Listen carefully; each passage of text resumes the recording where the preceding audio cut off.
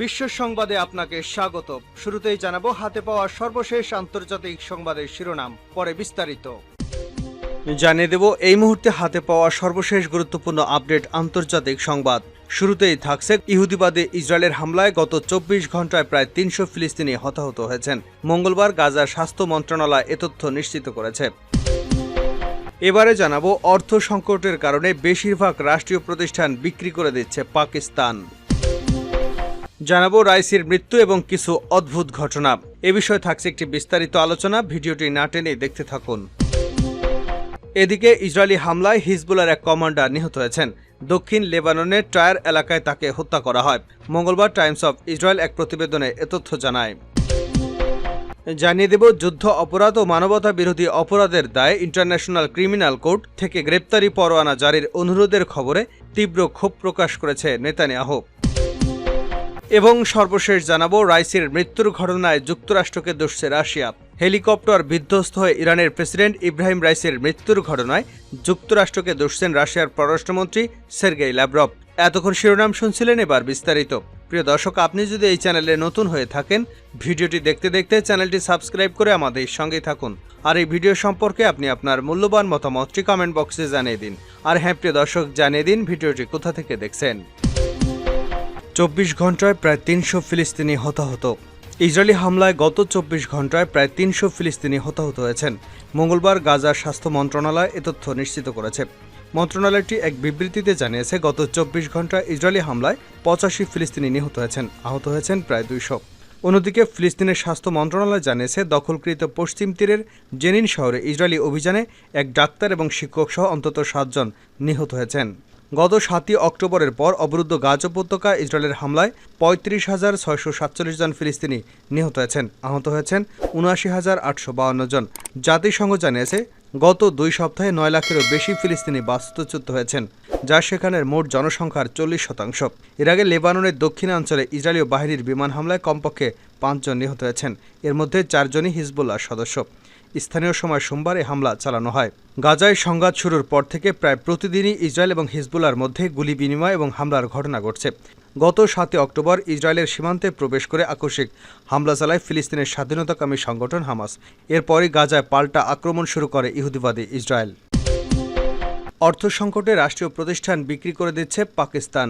অর্থনৈতিক কারণে বেশিরভাগ রাষ্ট্রীয় প্রতিষ্ঠান বেসরকারীকরণের সিদ্ধান্ত নিয়েছে পাকিস্তান। মঙ্গলবার দেশটির প্রধানমন্ত্রী শাহবাজ শরীফ বলেন, কৌশলগত গুরুত্বপূর্ণ কিছু প্রতিষ্ঠান ছাড়া সবগুলোই বেসরকারি খাতে বিক্রি করে দেওয়া হবে। ব্রিটিশ বার্তা সংস্থা রয়টার্স এক প্রতিবেদনে এ তথ্য নিশ্চিত করেছে। বেশ কিছুদিন ধরে অর্থনৈতিক সংকটে ভুগছে পাকিস্তান। পর্যাপ্ত বরাদ্দের অভাবে, অব্যবস্থাপনা এবং দুর্নীতির জেরে বছরের পর বছর ধরে লোকসানে রয়েছে পাকিস্তানের সরকারি পণ্য ও পরিষেবা কোম্পানিগুলো। একদিন আগেই আন্তর্জাতিক মুদ্রা তহবিল $300 কোটি ঋণের ব্যাপারে ইসলামাবাদের সঙ্গে আলোচনা শুরু করেছে। প্রধানমন্ত্রীর দপ্তর থেকে দেওয়া বিবৃতিতে বলা হয়, সরকারি বিভিন্ন কোম্পানি ও অর্থনৈতিক প্রতিষ্ঠানের বিগত কয়েক বছরের পণ্য পরিষেবা উৎপাদন ও অর্জিত মুনাফার সার্বিক অবস্থা যাচাই শেষে এই সিদ্ধান্ত নেওয়া হয়েছে। চলতি 2024 সাল থেকেই বাস্তবায়ন শুরু করা হবে এই পরিকল্পনা। শাহবাজ শরীফ বলেন, প্রতিষ্ঠানগুলো লাভ কিংবা ক্ষতিতে থাকুক না কেন, তাদের বেসরকারীকরণ করা হবে। তবে বিবৃতিতে বলা হয়নি কোন প্রতিষ্ঠানগুলোকে কৌশলগত গুরুত্বপূর্ণ বলে আখ্যা দেওয়া হয়েছে। রাইসির মৃত্যু এবং কিছু অদ্ভুত ঘটনা। ইরান যখন একাধিক ভূরাজনৈতিক এবং অর্থনৈতিক সমস্যার মুখে, তখনই হেলিকপ্টার দুর্ঘটনায় মারা গেলেন দেশটির প্রেসিডেন্ট ইব্রাহিম রাইসি ও পররাষ্ট্রমন্ত্রী হোসেন আমির আবদুল্লাহিয়ান সহ কয়েকজন শীর্ষ সরকারি কর্মকর্তা। রোববার আজারবাইজান সীমান্তে একটি বাঁধের উদ্বোধন করেন রাইসি। উদ্বোধন শেষে তেহরানে ফিরছিলেন, তখনই তার হেলিকপ্টার দুর্ঘটনার মুখে পড়ে। প্রাথমিক কারণ হিসেবে বৈরী এবং দুর্যোগপূর্ণ আবহাওয়ার কথা বলা হচ্ছে, তবে এর নেপথ্যে আরও কিছু কারণ নিয়ে চলছে আলোচনা। কোন পরিস্থিতিতে এই দুর্ঘটনা হলো তা এখনও স্পষ্ট নয়। এর আগে বাল্টিক সাগরের নিচ দিয়ে রাশিয়া থেকে যে প্রধান দুটি পাইপলাইনের সাহায্যে ইউরোপে গ্যাস সরবরাহ করা হতো, তাতে ছিদ্র হওয়ার ঘটনাকে ইউরোপীয় ইউনিয়ন নাশকতা বলে উল্লেখ করেছিল। সে সময় ব্যাপক চাঞ্চল্য সৃষ্টি করেছিল ঘটনা। রাশিয়া, ইউক্রেন আর ইউরোপ সহ পশ্চিমা বিশ্বের অভিযোগ, পাল্টা অভিযোগের তোড়ের মধ্যেই ঠিক কারা এই আক্রমণ চালিয়ে থাকতে পারে তা নিয়ে শুরু হয়েছিল ব্যাপক জল্পনা। অবশেষে সেটি সুইডেন এবং ডেনমার্কের তদন্তেও সেটি কোনো অপরাধীর নাম ছাড়াই শেষ হয়েছিল। সম্প্রতি স্লোভাকিয়ার প্রধানমন্ত্রী রবার্ট ফিকেকে হত্যার চেষ্টায় 5 বার গুলি করা হয়। স্লোভাকিয়ার গণমাধ্যম জানিয়েছে, হামলাকারী 71 বছর বয়সী এক ব্যক্তি। তিনি একটি শপিং মলের সাবেক এক নিরাপত্তারক্ষী। ইউক্রেনের সহায়তা বন্ধ করার পরে এমন ঘটনা ঘটেছে। এদিকে ইরানের রাষ্ট্রপতি এবং পররাষ্ট্রমন্ত্রী দুজনই অদ্ভুতভাবে হেলিকপ্টার দুর্ঘটনায় নিহত হয়েছেন, যেখানে অন্য দুটি এসকর্ট হেলিকপ্টার নিরাপদে ফিরে আসতে পেরেছে। অবসরপ্রাপ্ত সিনিয়র নিরাপত্তা নীতি বিশ্লেষক মাইকেল মালোভ সোমবার স্পুটনিকের দ্য ক্রিটিক্যাল আওয়ারের হোস্টকে জিজ্ঞাসা করেছিলেন, একই সঙ্গে 3টি হেলিকপ্টার উঠছিল, হঠাৎ একটি আশ্রয় পড়ল কোনো কিছু ছাড়াই, কোনো মেডে ছাড়াই।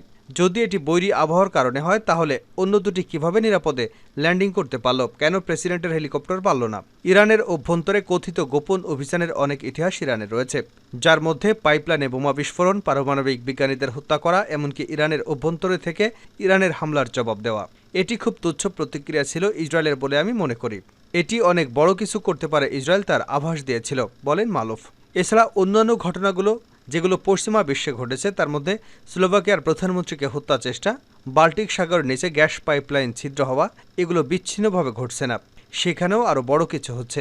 আমি মনে করি এগুলোতে কেউ না কেউ নাক গলানোর চেষ্টা করেছে, বলেন তিনি। ইরানের প্রেসিডেন্টের হেলিকপ্টার বিধ্বস্ত হওয়ার সঙ্গে সঙ্গেই কঙ্গে গণতান্ত্রিক প্রজাতন্ত্রের সেনাবাহিনীর কর্মকর্তারা একটি অভ্যুত্থানে ব্যর্থ প্রচেষ্টা করে।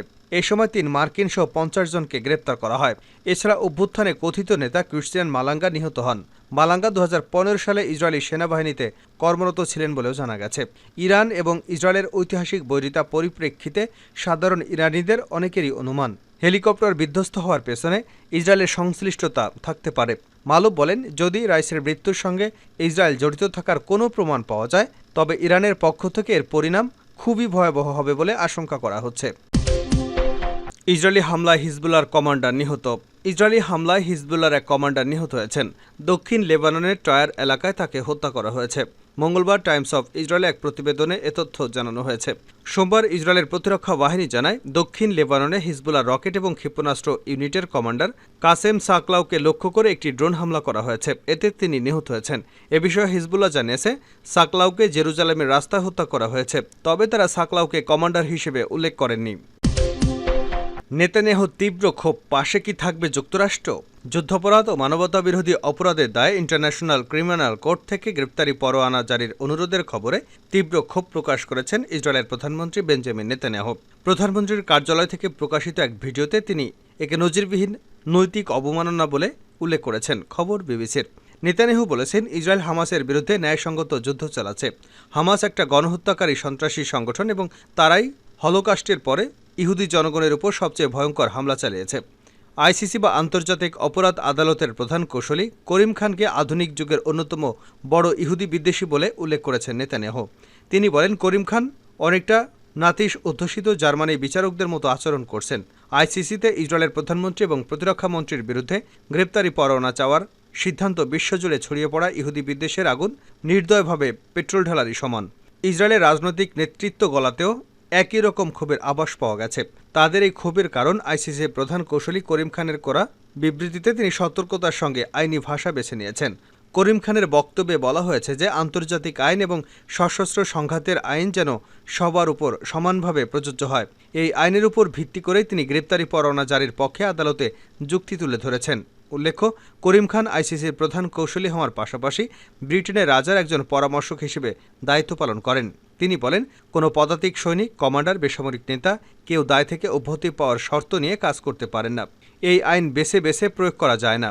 যদি তাই হয় তাহলে আমরা এর পতনের পরিস্থিতি তৈরি করব। তিনি বলেন, ইসরায়েলের আত্মরক্ষার অধিকার আছে, কিন্তু তাদের বিবেকবর্জিত অপরাধ ইসরায়েলকে আন্তর্জাতিক মানবিক আইন মেনে চলার বাধ্যবাধকতা থেকে অব্যাহতি দেয় না। ওই আইন মানার ক্ষেত্রে ব্যর্থতারই প্রমাণ করে যে প্রধানমন্ত্রী বেনিয়ামিন নেতানিয়াহু এবং প্রতিরক্ষামন্ত্রী ইয়োব গ্যালেন্টের বিরুদ্ধে গ্রেপ্তারি পরোয়ানা জারি করার বিষয়টা ন্যায্য। নেতানিয়াহুর বিরুদ্ধে গ্রেপ্তারি পরোয়ানা জারির অনুরোধের বিষয়ে ক্ষুব্ধ প্রতিক্রিয়া জানিয়েছেন মার্কিন প্রেসিডেন্ট জো বাইডেনও। তিনি বলেছেন, গ্রেপ্তারি পরোয়ানার জন্য আবেদন করাটা অবমাননাকর। বাইডেনের মতে ইসরায়েল ও হামাসের মধ্যে কোনো তুলনাই হতে পারে না।